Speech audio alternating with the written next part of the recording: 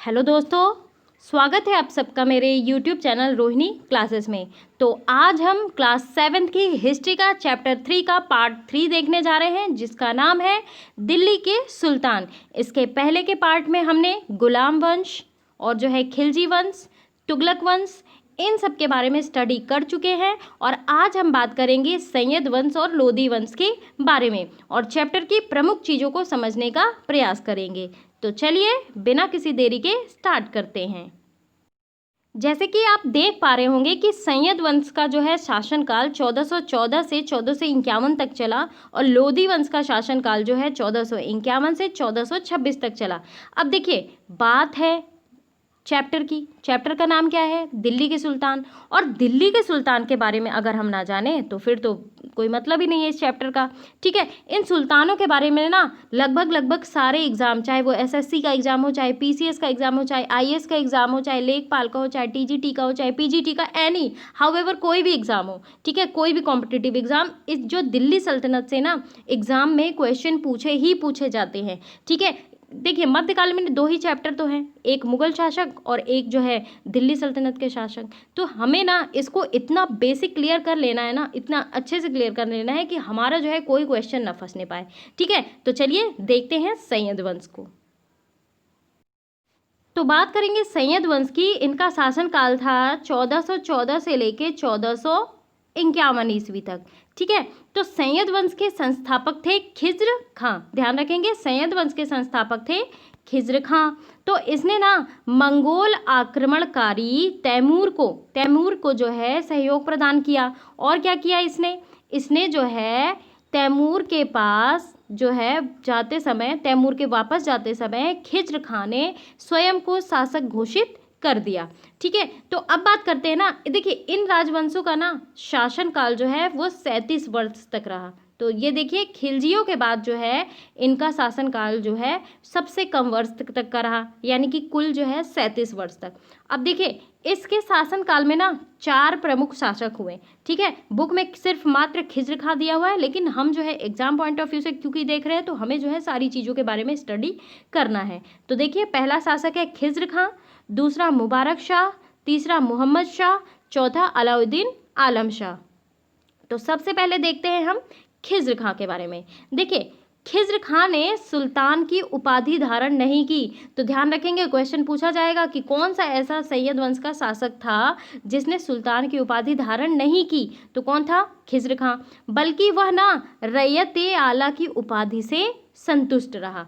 तो अपने सिक्कों पर उसने जो है तैमूर, ध्यान रखेंगे तैमूर, और उसके पुत्र शाहरुख का नाम जो है अंकित करवाया। और क्या इंपॉर्टेंट है इसमें, देखिए खुतमे में भी ना उसने शाहरुख के नाम का उल्लेख किया। मई 1421 को खिज्र खां की मृत्यु हो गई। तो वह ना जन कल्याणकारी कार्यों और प्रशासन में मानवीय दृष्टिकोण के कारण दिल्ली में लोकप्रिय हुआ। तो अब बात करते हैं मुबारक शाह की। इसने किसकी उपाधि धारण की? शाह की उपाधि धारण की। ठीक है, अपने नाम से खुतबा पढ़वाया और अपने नाम से सिक्के चलवाए। इसने ना याहिया बिन जो है सरहिंदी विद्वान को संरक्षण प्रदान किया और इनकी रचना है तारीख-ए मुबारक शाही। ध्यान रखेंगे, तारीख-ए मुबारक शाही। तो मुबारक शाह ने ना यमुना नदी के किनारे जो है मुबारकबाद नमक जो है नगर भी बसाया। ध्यान रखेंगे, मुबारकबाद नगर बसाया मुबारक शाह ने, ये चीज़ ध्यान रखेंगे। और वह ना अपने ही रचे गए षड्यंत्र का शिकार बना और फरवरी 1434 में उसकी हत्या कर दी गई। अगला शासक है मोहम्मद शाह। तो मोहम्मद शाह की थोड़ी इंपॉर्टेंट चीज़ें क्या है कि सत्ता का वास्तविक नियंत्रण ना सरवल उल मुल्क, जो कि उस समय वजीर था, उसके पास था। इसने ने खाना की उपाधि से विभूषित हुआ। ठीक है, तो ये चीज़ है। अगला शासक है अलाउद्दीन आलम शाह। तो इसने जो है आलम शाह की उपाधि जो है ग्रहण की, और कुछ ज़्यादा इंपॉर्टेंट नहीं है। और इसी प्रकार जो है सैयद वंश का एंड होता है और लोदी वंश का प्रारंभ होता है। लोदी वंश के जो है अंतिम वंश लोदी वंश है, आप सभी को ध्यान होना चाहिए। और इसका सबसे पहला शासक है बहलोल लोदी। कौन है? बहलोल लोदी। तो इसने ना जौनपुर राज्य को दिल्ली सल्तनत में सम्मिलित कर लिया। ध्यान रखेंगे, क्या किया? दिल्ली में सम्मिलित कर लिया। थोड़ा सा अगर बेसिक पॉइंट बात करें बहलोल लोदी की, तो इसका जन्म हुआ था दौराला में, ठीक है। जन्म के पूर्व ही उसकी माँ का देहांत हो गया और शल्य चिकित्सा द्वारा उसका जो है जन्म हुआ, यानी कि ऑपरेशन के द्वारा। तो कुछ समय पश्चात ही पिताजी नियाजी जो है अफगानों के संघर्ष में मारे गए। तो बहलोल लोदी का पालन पोषण जो था ना, उसके चाचा इस्लाम खां ने किया, ठीक है। और फिर जो है बाद में अपनी पुत्री से विवाह कर दिया बहलोल का, ये चीज़ ध्यान रखेंगे। तो देखिए बहलोल ने ना जो है अपने अंतिम समय में साम्राज्य को अपने पुत्रों और अफगान जाति वर्गों में विभाजित किया। और क्या इंपॉर्टेंट है, देखिए बहलोल लोदी जो है दिल्ली की खोई हुई प्रतिष्ठा को पुनः स्थापित किया, ये भी ध्यान रखेंगे। तो दिल्ली सल्तनत के सुल्तानों में सर्वाधिक समय तक रहे शासनकाल करने वाले बहलोल लोदी, ये चीज़ इंपॉर्टेंट है, ठीक है। तो बहलोल लोदी ने ना 1/4 टन के मूल्य के बराबर बहलोली नामक जो है चांदी का सिक्का चलवाया, जो कि मुगल शासक अकबर के समय तक जो है विनिमय का माध्यम रहा, ये भी बहुत इंपॉर्टेंट पॉइंट है। अगला शासक है सिकंदर लोदी, जिसने 1489 से 1517 तक शासनकाल किया।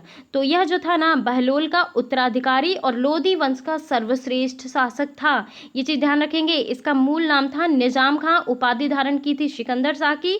2 प्रतिद्वंदी थे इसके, पहले बहलोल लोदी के ज्येष्ठ पुत्र बारबक शाह और दूसरा जो है उसका पौत्र आजम हुमायूं। तो सिकंदर लोदी ने ना जैसे ही जो है सिंहासन पर बैठा, तो उसने सर्वप्रथम अपने प्रतिद्वंदियों का दमन किया, ध्यान रखेंगे दमन किया, जिसमें आजम खां और जो है बारबक शाह, ईशा खां और हुमायूं जो है वो प्रमुख थे, ठीक है।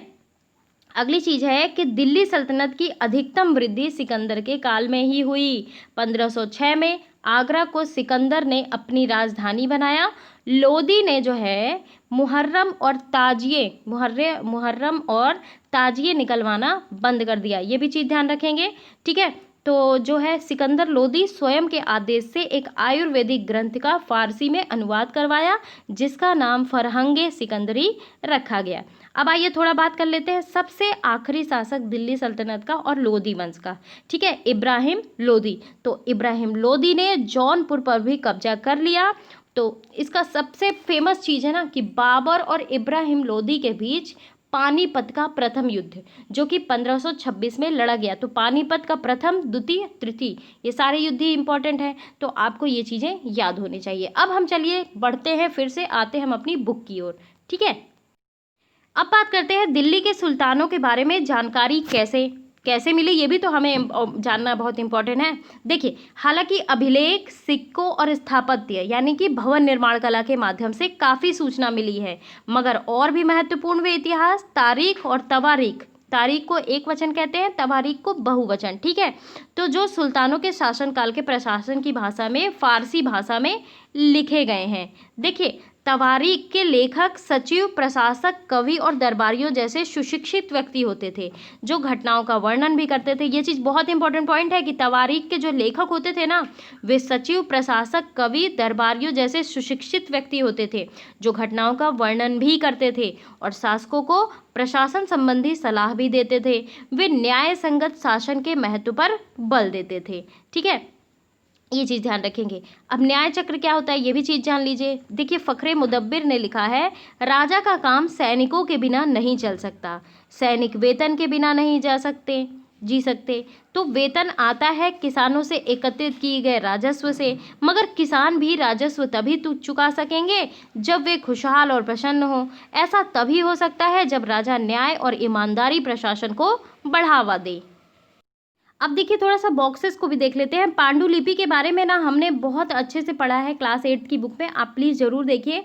तो 4 चरण होते हैं इसके, कागज़ तैयार करना, लेखन का कार्य करना, महत्वपूर्ण शब्दों और अनुच्छेदों की ओर ध्यान आकर्षित करने के लिए सोने को पिघलाकर उसका प्रयोग, और जिल्द तैयार करना, ठीक है, यानी कि ऊपर की जो कवर होती है ना बुक्स की, वो चीज़ तैयार करना। अब देखिए एक क्वेश्चन उठ रहा है कि क्या आपको लगता है कि न्याय चक्र राजा और प्रजा के बीच के संबंध को समझाने के लिए उपयुक्त शब्द है।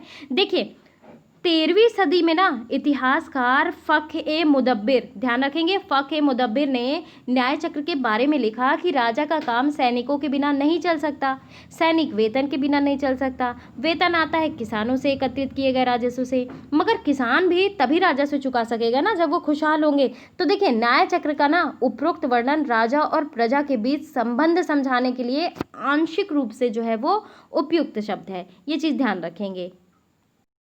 अब देखिए, ये कुछ और बातें ध्यान में रखें। पहली बात, तवारीख के लेखक नगरों में, विशेषकर दिल्ली में रहते थे। ध्यान रखेंगे, एग्जाम में पूछ भी सकता है कि तवारीख के लेखक कहाँ रहते थे, तो गांव में शायद ही कभी रहते हो। ठीक है। दूसरी चीज़, वे अक्सर अपने इतिहास जो है सुल्तानों के लिए उनसे ढेर सारे इनाम इकराम पाने की आशा में लिखा करते थे। तो अब इससे आपको एक और चीज़ें समझ में आ रही होंगी कि ये जो तवारीख के लेखक होते थे ना, ये हमेशा सुल्तानों की प्रशंसा ही लिखा करते थे, क्योंकि इनका मोटिव ही था इनाम और इकराम पाने की इच्छा में, आशा में जो है लिखा करते थे। ठीक है, ये चीज़ है। अगली चीज़ क्या है, ये लेखक अक्सर शासकों को जन्म सिद्ध अधिकार और लिंग भेद पर आधारित आदर्श समाज व्यवस्था बनाए रखने की सलाह देते थे। यानी कि क्या, कि राजा का बेटा अगर पैदा हुआ है तो वो राजा ही बनेगा, यानी कि उसका जन्म सिद्ध अधिकार है, और लिंग भेद पर आधारित आदर्श समाज, यानी कि उनके विचारों से सारे लोग सहमत नहीं होते थे।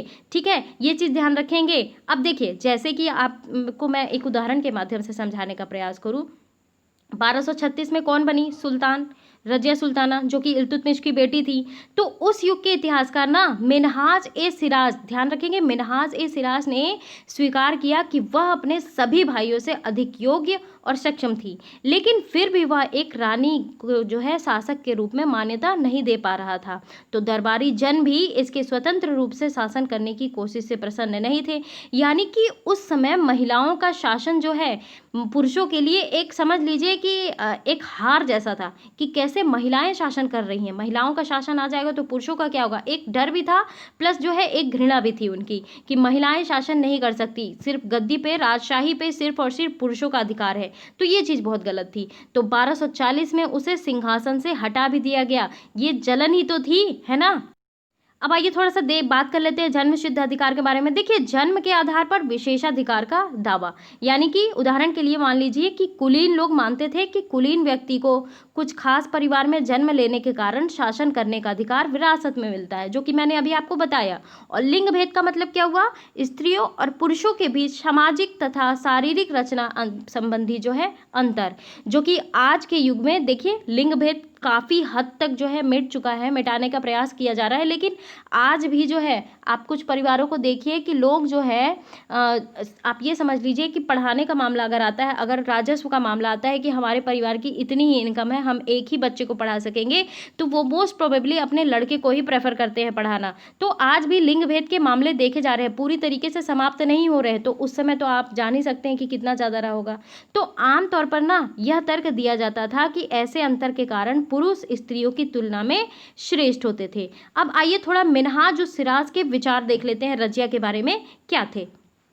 देखिए, मिन्हाज-ए-सिराज का सोचना था ना कि ईश्वर ने जो आदर्श समाज व्यवस्था बनाई है उसके अनुसार स्त्रियों को पुरुषों के अधीन होना चाहिए, और रानी का शासन जो है इस व्यवस्था के विरुद्ध हो जाता है। और इसलिए वह पूछता है कि खुदा की रचना के खाते में उसका ब्यौरा चूंकि मर्दों की सूची में नहीं आता, इसलिए इतनी शानदार खूबियों से भी उसे आखिर हासिल क्या हुआ। ठीक है, ये चीज़ कह रहा है मिन्हाज-उस-सिराज। रजिया ने अपने अभिलेख को सिक्कों पर अंकित करवाया कि वह सुल्तान इल्तुतमिश की बेटी थी।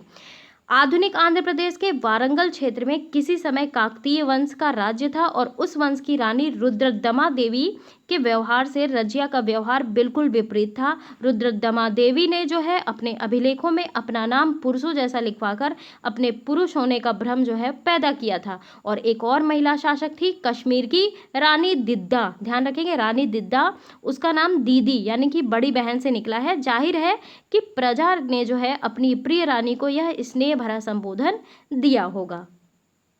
अब आइए हम मैप के थ्रू समझने का प्रयास करते हैं दिल्ली सल्तनत का विस्तार जो है गैरिसन शहर से साम्राज्य तक।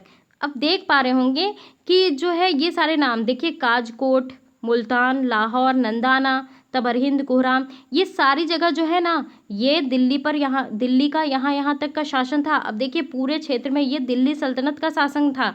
ठीक है, तो ये चीज़ बताई जा रही है मैप के। थोड़ा सा गैरिसन शहर के बारे में भी आप जान लीजिए। गैरिसन शहर का मतलब क्या होता है पता है? ये कोई स्पेसिफिक शहर का नाम नहीं है, ये है किलेबंद बसाव जहाँ सैनिक रहते थे। ठीक है, यानी कि दिल्ली सल्तनत के शासक जो सुरक्षा के लिए किले बंद करते थे वो जगह। ठीक है, अब देखिए 13वीं सदी के आरंभिक वर्षों में ना दिल्ली के सुल्तानों का शासन जो है गैरिसनों यानी कि रक्षक सैनिक की टुकड़ियों में के निवास के लिए बने मजबूत किलेबंद शहरों के परे शायद ही कभी फैला हो। देखिए शहर से संबद्ध लेकिन उनसे दूर भीतरी प्रदेशों में उनका नियंत्रण न के बराबर था और इसलिए उन्हें आवश्यक सामग्री, रसद आदि के लिए व्यापार, कर, लूट मार पर ही निर्भर रहना पड़ता था। अब देखिए बात करें अगर दिल्ली से सुदूर बंगाल और सिंध की, तो गैरिसन शहरों का नियंत्रण बहुत ही कठिन था। कैसे? देखिए बगावत, युद्ध, यहाँ तक कि खराब मौसम भी ना उनसे संपर्क के नाजुक सूत्र छिन्न भिन्न हो जाते थे उस समय। अब ये तो होता नहीं था ना कि टेलीफोन से फ़ोन कर दिया भाई यहाँ का मौसम खराब है उस समय, इसलिए जो है नाजुक सूत्र जो थे वो छिन्न भिन्न हो जाते थे। शासन को अफगानिस्तान से आने वाले हमलावरों और उन सूबेदारों के बराबर चुनौती मिलती रहती थी जो जरा सी कमजोरी का आभास मिलते ही विद्रोह का झंडा खड़ा कर देते थे। और इन चुनौतियों के चलते ना सल्तनत जो है बड़ी मुश्किल से किसी तरह अपने आप को बचाए हुए थी और इसका संस्थापन जो है गयासुद्दीन बलबन के शासनकाल में हुआ और इसका विस्तार अलाउद्दीन खिलजी और मोहम्मद बिन तुगलक के राज्यकाल में हुआ। हमने सारे वंश के जो है शासकों को देख चुके हैं हम कि किसने क्या क्या किया। तो अब हमको ना चैप्टर बहुत अच्छी तरीके से समझ में आ रहा होगा, आ रहा है ना? ठीक है, तो सल्तनत के भीतरी सीमाओं में ना जो अभियान चले उनका ये लक्ष्य था कि गैरिसन शहरों की पृष्ठभूमि में स्थित भीतरी क्षेत्रों की जो है स्थिति को मजबूत करना। तो जाहिर सी बात है जहाँ पे रक्षक है, सेना है, किलेबंदी है, वहाँ की स्थिति मजबूत कर लीजिए तो भीतरी क्षेत्रों की ऑटोमेटिकली स्थिति मजबूत हो जाएगी। ठीक है, तो इन अभियानों के दौरान ना गंगा यमुना के दोआब से जंगलों को साफ कर दिया गया तो क्योंकि जंगलों में ताकि विद्रोही जो है छुप ना सकें। ठीक है, शिकारी संग्रह को और चरवाहों को उनके पर्यावास से खदेड़ दिया गया और वह जमीन जो है ना किसानों को दे दी गई कृषि कार्य करने के लिए, प्रोत्साहन देने के लिए। तो व्यापार मार्गों की सुरक्षा और क्षेत्रीय व्यापार की उन्नति की खातिर नए किले, गैरिसन शहर और शहर बनाए गए। ठीक है, दूसरा विस्तार जो है सल्तनत की बाहरी सीमा पर हुआ। अलाउद्दीन खिलजी के शासनकाल में ना दक्षिण भारत को जो है लक्ष्य करके सैनिक अभियान शुरू किए गए और ये अभियान मोहम्मद तुगलक के समय में अपनी चरम सीमा पर पहुंचे। ठीक है, और इन अभियानों में ना सल्तनत की सेनाओं ने हाथी, घोड़े, गुलाम और मूल्यवान धातुओं में जो है अपने कब्जे में ले रखी थी। अगर बात करें दिल्ली सल्तनत के सेनाओं की शुरुआत की तो अपेक्षाकृत ये कमज़ोर थी, मगर 150 वर्ष बाद जब मोहम्मद तुगलक का शासनकाल आया अंत तक जो है उपमहाद्वीप में एक विशाल क्षेत्र इसके युद्ध अभियान के अंतर्गत आ चुका था। इसने शत्रुओं की सेना को परास्त किया और शहरों पर कब्जा किया। तो इसके सूबेदार और प्रशासक जो थे ना वो मुकदमों में फैसले सुनाते थे, साथ ही किसानों से कर वसूल करते थे। लेकिन इतने विशाल साम्राज्य में जो है इनका नियंत्रण किस सीमा तक और कितना प्रभावी था, मैप के थ्रू ये बताने का प्रयास हो रहा है कि अलाउद्दीन खिलजी का दक्षिण भारत का अभियान। देखिए दिल्ली से जो है 1299 में गुजरात में अभियान किया, 1303 में चित्तौड़ में, है ना, और जो है 1305 में मांडू में, 1301 में रणथंभौर में। तो इसी प्रकार जो है मैप में बहुत अच्छा दिखाया गया है, देखिए। ठीक है, तो जो है दार समुद्र, होयसल, काकतीय, वारंगल, ये सारी जगह पे जो है इसके सैनिक अभियान थे। तो देखिए थोड़ा सा मस्जिद के बारे में बात कर ले। मस्जिद वर्ड का मीनिंग क्या है, कहाँ से निकला है, ये सारी चीज़ें जानना जरूरी है। मस्जिद यह अरबी भाषा शब्द है। ठीक है, ध्यान रखेंगे यह अरबी भाषा शब्द है जिसका शाब्दिक अर्थ होता है ऐसा स्थान जहाँ मुसलमान अल्लाह की आराधना में सजदा यानी कि घुटने और माथा टेक कर करते हैं। ठीक है, सजदा करते हैं। जामा मस्जिद, मस्जिद जामी वह मस्जिद होती है जहाँ अनेक मुसलमान एकत्र होकर साथ साथ नमाज पढ़ते हैं। नमाज की रस्म के लिए ना सारे नमाजियों में से सबसे अधिक सम्माननीय और विद्वान पुरुष को इमाम यानी कि नेता के रूप में चुना जाता है। तो इमाम जो होते हैं ना, वो शुक्रवार की नमाज के दौरान धर्मोपदेश यानी कि खुतबा भी देते हैं। तो नमाज के दौरान मुसलमान जो है मक्का की तरफ मुख करके खड़े होते हैं, और भारत में मक्का जो है पश्चिम की ओर पड़ता है। तो मक्का की ओर की दिशा में किबला कहा जाता है, यानी कि मक्का की ओर जो दिशा होती है उसे कहा जाता है किबला। अच्छा, ये जो दिल्ली के सुल्तान हुए ना, इन्होंने सारे उपमहाद्वीप के अनेक शहरों में मस्जिदें बनवाई। इससे क्या था ना, उनके मुसलमान और इस्लाम के रक्षक होने के दावे को बल मिलता था, और समान आचार संहिता और जो है आस्था का पालन करने वाले श्रद्धालुओं के परस्पर एक समुदाय जुड़े होने का बोध हो जो है उत्पन्न करने में भी मस्जिदें सहायक थीं। एक समुदाय का अंग होने का बोध को जो है प्रबल करना जरूरी था। क्यों? क्योंकि मुसलमान अनेक भिन्न भिन्न प्रकार की पृष्ठभूमियों से आते थे। अब देखिए, जैसे ये मोठ का मस्जिद है, आपको फिगर दिख रहा होगा, तो ये जो है सिकंदर लोदी के शासनकाल में या उसके मंत्रियों द्वारा बनवाई गई। यहाँ पे देख पा रहे होंगे जमाली कला की मस्जिद, ठीक है, जमाली कला की मस्जिद जो है 1520 के दशक के आखिरी दिनों में बनवाई गई। अब देखिए, यहीं समाप्त करती हूँ मैं वीडियो को, ज़्यादा लंबा ना करते हुए अगले वीडियो में हम समझने का प्रयास करेंगे खिलजी और तुगलक वंश के अंतर्गत प्रशासन और समेकन, क्योंकि हम जो है डिटेल वे में स्टडी कर चुके हैं। तो अब हम जल्दी जल्दी देखने का प्रयास करेंगे कि हम सारी चीज़ों को समझ चुके हैं, ठीक है, कैसे कैसे किसका किसका शासनकाल था। तो अब हम जो है कंपैरेटिव स्टडी करेंगे। तो चलिए अगले पार्ट में देखेंगे ये चीज़ें। तो चलिए, थैंक यू वेरी मच।